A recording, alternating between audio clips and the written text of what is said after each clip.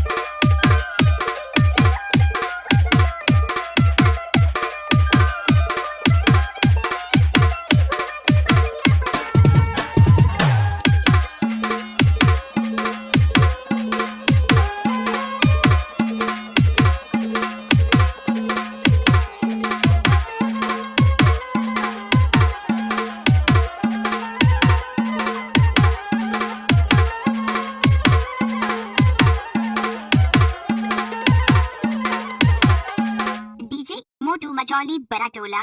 नवा गाना सुने बर हमारे YouTube चैनल ला सब्सक्राइब करा।